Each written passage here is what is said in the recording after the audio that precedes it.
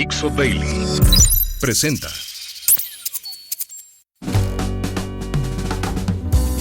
Bienvenidos. Esto es Fuera de la Caja. Yo soy Macario Esquetino y le agradezco mucho que me siga acompañando en esta lectura pública, colectiva, como le quiera llamar, del nuevo libro Conspiraciones, México a través de 6 siglos. Vamos al capítulo 3, pero antes de eso, de los comentarios que hicieron favor de enviarme, algunos muy detallados y valiosos, lo más recurrente fue acerca de los frailes, quejas de que diga yo que los frailes que llegaron no eran así muy brillantes. Efectivamente no lo eran. Los primeros que llegan, recuerda usted, son los franciscanos, luego llegan los dominicos. Hay un gran pleito entre ellos, por razones que no son específicas de aquí, pero se reflejan aquí. Por eso Bartolomé de las Casas, dominico, se avienta durísimo contra los conquistadores, que efectivamente había varios de ellos bastante malos, pero era también para desacreditar a los franciscanos. Los otros que llegaron, la tercera orden que llegó más o menos al mismo tiempo, los agustinos, se juntaron con los franciscanos, estuvieron de su lado. Durante todo el siglo XVI tenemos un crecimiento muy significativo de los frailes, que van a estar construyendo monasterios por todas partes, algunos todavía andan por ahí, muy bonitos muchos de ellos. No todos los que llegaron eran personas sencillas, había también personas estudiosas, calificadas, que hicieron una gran cantidad de gramáticas de los lenguajes que fueron encontrando, diccionarios, muchos de ellos ahí están en versiones originales. El TEC de Monterrey tiene una biblioteca separada que se llama la Biblioteca Cervantina, en donde tiene una gran cantidad de estos libros originales. No es el único lugar, pero yo lo conocí cuando estuve allá. Y pues no es necesario insistir en la gran diferencia de la llegada de los españoles aquí a la llegada del resto de los europeos a otras partes de América, que fueron ya bajo la otra lógica de imperio. Recuerda usted, lo comentamos, viene al inicio del libro. Son cosas muy distintas, lo que llamamos imperio español, de los imperios coloniales que esencialmente se construyen en la segunda mitad del siglo XVIII y sobre todo el siglo XIX, que son coloniales, extractivos, miserables y todo lo que usted quiera. Y de ahí muchas personas extienden esa idea a cómo fue la ocupación española de América, y no tiene nada que ver, son dos cosas totalmente distintas. Recuerde usted, lo hemos comentado muchas veces, lo vuelvo a decir ahora, relacionado precisamente con estos frailes que van a estar dedicados de cuerpo y alma literalmente a la evangelización de los ya que llamamos indígenas. Platicamos en el capítulo 2 la gran tragedia demográfica que se vive en Nueva España con la multitud de epidemias producto de la falta de inmunidad en las personas que vivían aquí, de enfermedades pues que nunca habían tenido. Es enfermedades que vienen, insisto, de la cercanía con los animales, que pues quienes venían de Europa pues, habían sufrido eso durante siglos, milenios de hecho. Y los que habían sobrevivido eran los que eran más o menos inmunes. Acá no, entonces órale, se nos fue, no sé, 2/3, 90% de la población, nadie sabe. Pero pues para mediados del siglo XVII toca a fondo la caída de la población. Y ahí es donde empieza el capítulo 3. Lo estoy arrancando de 1648 a 1763. Este es el capítulo del contexto de México, que empieza a dejar de ser España para empezar a ser de otras partes también. ¿Por qué uso estos años? Porque en 1648 termina la Guerra de los 30 años, la gran guerra religiosa en Europa, en donde coincide el final de la Guerra de los 80 años, que es la guerra entre Flandes y España. Producto, recuerda usted, lo platicamos, de esta brillante idea de Carlos de heredarle a su hijo Felipe las propiedades de los borgoñones, Flandes. Felipe era un fanático católico y los de Flandes pues eran más de libertad religiosa y muchos de ellos eran también ya de diferentes denominaciones protestantes y pues no se querían dejar, y fue una guerra larguísima, costosísima, y termina al mismo tiempo, 1648. Ese es el inicio de este capítulo. Y lo termino en 1763, que es el final de la Guerra de los 7 Años. Esa es una guerra que poca gente recuerda. Sin embargo, es clave para entender el mundo moderno. Ahí se define el mundo moderno. En este periodo, España se va al fondo. Le tocan reyes malitos, ¿se acuerda usted? Casi al inicio de este periodo, al final de la Guerra de los 30 Años, muere Felipe IV y entra en su lugar como rey Carlos II, el hechizado, que recuerda usted nunca pudo gobernar, pero quienes gobernaron en su nombre, su mamá primero y luego su esposa, lo hicieron razonablemente bien y España empieza a tener una cierta recuperación económica.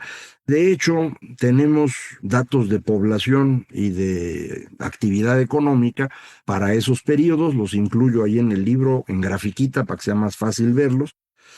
La población cae en España de inicios del siglo XVII, 1610, y apenas se recupera hacia final del siglo, hacia 1700. Es una caída poblacional relevante. La caída de ingreso empieza en 1590, más o menos cuando se muere Felipe II, toca fondo en 1640, que es más o menos cuando toca fondo la caída poblacional de América, pero la caída es del 30%, ¿eh? O sea, es una caída brutal, y no se recupera al menos hasta fines del siglo XVIII, 1790, todavía está 10% abajo de como había estado cuando estuvo Felipe II. Es decir, España se viene abajo. Pero no solo España, se viene abajo también el verdadero y único imperio, el Sacro Imperio. Se viene abajo precisamente durante la Guerra de los 30 Años. Esta es una guerra que se da esencialmente al interior del imperio, pero donde se van involucrando distintos países en distintos momentos. España, por ser casa de Austria, pues se siente obligada a apoyar al imperio, y entonces a España también se la tunden. Esta guerra, de hecho, en la parte que se refiere a España, no termina exactamente en 1648, porque seguimos en guerra con Francia. Justamente en ese año, 1648, empieza la Fronda, esta gran rebelión de los nobles en contra del monarca francés, que es un niño que se llama Luis XIV. Logra ganar Luis XIV y vamos a tener en el siguiente siglo prácticamente el siglo de Francia. Es el periodo donde Francia logra crecer porque pues España ya está viniendo abajo, como ya vimos, también el imperio, y entonces Francia, que es el país más poblado en la región, pues empieza a mejorar y va avanzando. Un rey poderoso, exitoso como Luis XIV, y ahí la van llevando a todo dar. Pero en 1756 viene una nueva guerra, la Guerra de los 7 Años. Esta guerra son dos guerras. Hay una guerra al centro de Europa entre Austria y Prusia. Prusia es este espacio del norte del imperio que eventualmente se convertirá en Alemania mucho tiempo después, pero que ya está empezando a tener una dinámica propia y ya no quieren depender de los austrias. Entonces esa es una guerra. Y la otra guerra es entre Francia e Inglaterra. Los dos están ya instalando sus primeras colonias en América, tienen colonias en Asia, y esto acaba siendo una guerra mundial, ¿eh? Para mí es la primera guerra mundial, la primera que se pelea en todo el planeta, alrededor de esta disputa entre Francia e Inglaterra, a ver quién va a controlar los océanos del mundo. La guerra la gana Inglaterra, todavía no se llama Gran Bretaña, se va a llamar Gran Bretaña hasta inicios del siglo XVIII. La gana Inglaterra y a partir de ahí vamos a tener el ascenso de ese país que en el siglo XIX va a ser el país más poderoso del mundo. Pero ahí empieza. Pero ocurre un fenómeno adicional. Esta guerra permite que los colonos ingleses en América, que después se van a llamar estadounidenses, aprendan a usar armas y aprendan a combatir. porque, le digo, la guerra se peleó en varios continentes y la guerra aquí, en América, se peleó entre los colonos estadounidenses y los franceses que ocupaban todo el río Mississippi, desde su desembocadura en Nueva Orleans hasta los Grandes Lagos, y de ahí el río San Lorenzo, lo que ahora es Quebec. Todo eso lo ocupaban los franceses. Y los británicos no querían que se quedaran con todo porque los iban a encerrar. A un lado de Nueva Orleans, donde empieza Florida, esa parte era española. Entonces se estaban quedando encerrados. Todos los ingleses no quieren eso, enseñan a sus colonos a combatir. En Estados Unidos esta guerra se llama Guerra de los Franceses y los Indios, porque es entre los colonos estadounidenses o ingleses en ese momento con los franceses, pero con la gran participación de indios americanos en los dos lados. Y esto va a ser muy importante. Ahí aprenden a trabajar en conjunto con ellos. Yo leí alguna vez que ahí es donde George Washington aprende lo que es una federación, porque los iroqueses, conocidos también como las 5 naciones, eran una confederación de pueblos que habían encontrado una forma adecuada de administrar sus diferencias, pero trabajando en conjunto, y eso es lo que a Washington le va a gustar para Estados Unidos. Pero bueno, esto ocurre, y ocurre otra cosa bien importante: todo el mundo se gasta el dinero que tenía en la guerra. Entonces acaban quebrados todos. Acaba quebrado Inglaterra, acaba quebrado Francia, Austria y España. Todos quebrados. Esa quiebra es la que va a provocar los grandes cambios de los siguientes años. La quiebra de los ingleses convence al rey Jorge III de cobrar un impuesto adicional en América. Y ese impuesto adicional al té es lo que va a causar, ya lo sabe usted, las primeras revueltas contra la corona inglesa, que eventualmente serán la independencia de Estados Unidos. La quiebra del gobierno francés obliga al gobierno francés a convocar al parlamento. No era exactamente un parlamento, se llaman los Estados Generales, pero igual los convoca. La última vez que se habían reunido era 1614, los vuelven a convocar en 1789. En esos casi 200 años había cambiado todo. Y los primeros 2 estados, la nobleza y el clero, eran pequeñitos, y el tercer estado, la raza, pues, los comunes, eran un montón. Y pues hacen una rebelión, y esa es la Revolución Francesa. En Austria, lo mismo, la quiebra le impide a Austria ya tener alguna relevancia en el futuro, le permite a Prusia convertirse en el gran poder central de Europa, después Alemania, y ya sabe usted lo que pasa. Y España queda tan mal que empiezan a tratar de saquear, ahora sí, a América. Pero todo eso ocurre después de 1763. En el período que estamos platicando, lo que es más claro es este derrumbe de España. Y mientras España se está derrumbando, nosotros aquí pues, estamos en pleno ascenso. Eso es lo que vamos a platicar en el capítulo 4. Pero me interesa que quede muy claro cómo, si España fue nuestro entorno casi por completo, desde que llegó Cortés hasta 1640, 1648, de ahí en adelante, España ya no tiene la fuerza para influir de manera definitiva en México, ya no tiene fuerza, o en Nueva España, pues, ya no tiene fuerza. Los reyes que van a tener son, insisto, Carlos II, que no puede gobernar, y a partir de 1700 viene la gran disputa de quién hereda a Carlos II. Carlos II, ya sabe usted, no solo era inútil para gobernar, era inútil para reproducirse, que es lo peor que le puede pasar a un rey. Entonces, cuando él muere, no está clara la descendencia. Él firmó 2 documentos, uno donde iba con sus amigos de Austria y otro donde se iba con descendientes de Luis XIV. Obviamente Luis XIV, que en ese momento es más poderoso, pues va a presionar para que España quede de su lado. Esa es la llegada de los Borbones. El primer Borbón es Felipe V, Felipe d'Anjou, es el que entra en 1700. Hay una guerra, se llama la Guerra de Sucesión, que dura 13 años. Al final logran ganar los Borbones, se quedan ahí instalados. Felipe no tenía mucha enjundia, ¿eh? Entonces, a la primera oportunidad, dimitió para que su hijo Luis fuera el rey, pero al hijo Luis se lo llevó la viruela. Ya ve que la viruela golpeó duro también allá en esas épocas. Tiene que regresarse Felipe como rey. No podía ni gobernar, no podía hacer nada el pobre. El último año ya vivía como animalito, ya no entendía nada el pobre. En su lugar entra Fernando VI, hijo también de Felipe V, igual que Luis, de hecho hermano pues de Luis.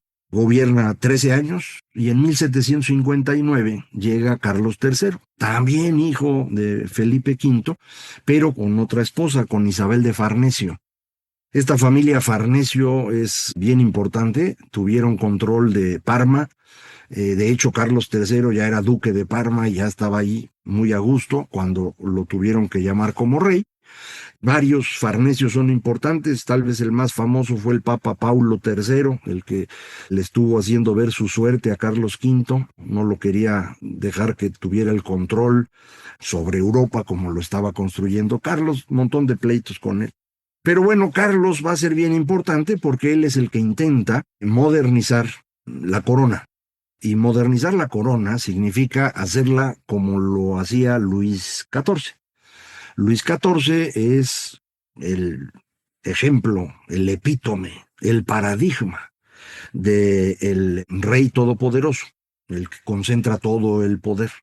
Y de hecho, para eso construyó Versalles. El inmenso palacio de Versalles estaba hecho para que todos los nobles estuvieran ahí viviendo todo el tiempo y tuvieran un montón de diversiones en el día para que no se le organizaran en contra. Él se quedó traumado, como dicen hoy, por la rebelión de la Fronda y dijo: a mí estos no me la hacen. Y entonces los digo, aquí los tengo todo el día para que estén ocupados y que no se organicen en mi contra. Este rey todopoderoso centraliza y hace lo más eficiente posible la administración pública para tener los recursos necesarios para mantener Versalles, para tener controlados a los nobles, para poderse meter en España, para sentirse el rey de Europa, aunque nunca lo haya logrado por completo, pero ese era su objetivo.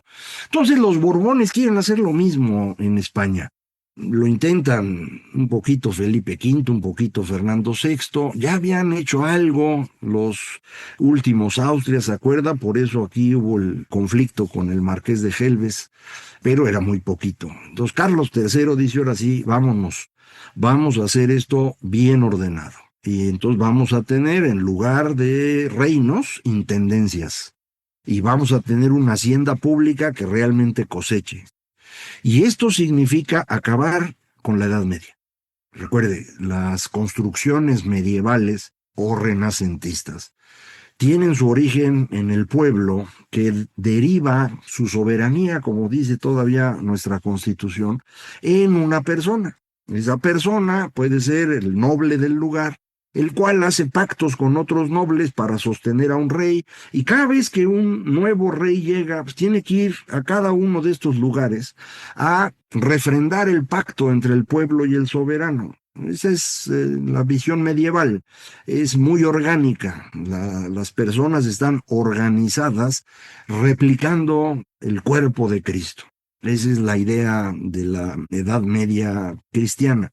Así como existe el cuerpo de Cristo, debe existir en la tierra un cuerpo terrenal a cuya cabeza está el rey y donde cada uno ocupa una parte del cuerpo. Todos somos indispensables para que esto funcione y nadie puede jalar para su santo.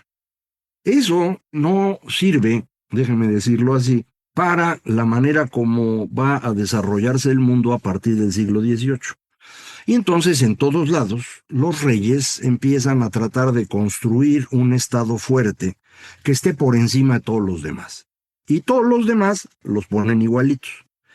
Obviamente no puedes acabar con los nobles, todos traen lana y traen armas todavía, pero sí los vas bajando de nivel y te pones ya por encima de ellos. Ya no es el primero entre iguales, ya es un rey separado.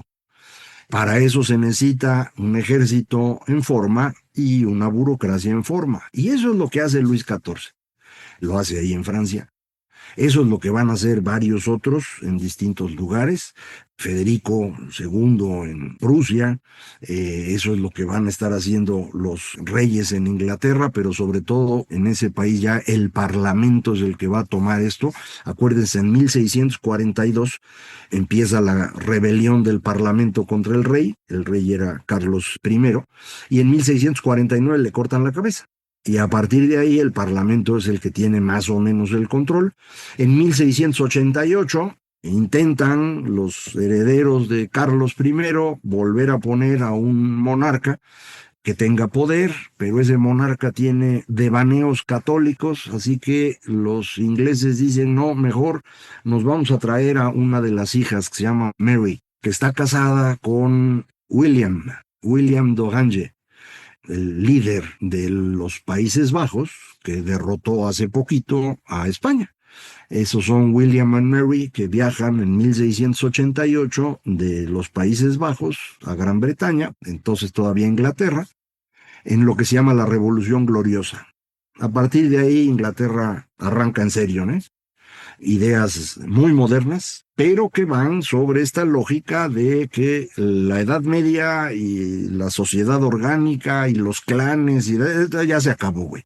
Nos vamos por un Estado fuerte, un Estado sólido, con su ejército, con su burocracia, con una estructura gobernante que en el caso de Inglaterra es un rey de adorno y un parlamento que manda.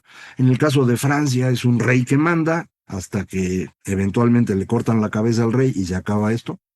Entonces una estructura bien novedosa. Bueno, eso es lo que están intentando hacer los Borbones, ¿eh? Su intención es hacer eso ahí en España, pero sobre todo en América.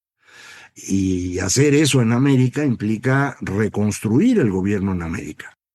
Pero para eso necesitan que los americanos les hagan caso. Porque acuérdense, a partir de 1648... Nueva España no le hace caso a nadie. Que los reyes están en España, está bien, güey. Que hay que mandar el 20% de la plata y del oro, mándaselos. Que nos piden que por favor financiemos el galeón de Manila, que demos el situado aquí en el Caribe, que apoyemos al Perú, lo que quieran. Nada más nosotros nos organizamos aquí. Esa nueva organización, esa forma como la Nueva España se construye, la hace un lugar separado realmente de España. Y ese lugar separado toma una vida propia, adquiere características propias, y esas características, que son las que vienen en el capítulo 4, son las características de este país. México se construye en ese momento. Después van a pasar un montón de cosas, pero en mi opinión, esas cosas no van a alterar la esencia de la estructura social de México. Los intentos de hacerlo nos van a complicar mucho la vida y, en buena medida, son la causa de lo que estamos viviendo hoy en México. Pero eso exige que primero nos vayamos al capítulo 4 y eso lo hacemos la próxima semana. Muchísimas gracias. Esto fue Fuera de la Caja.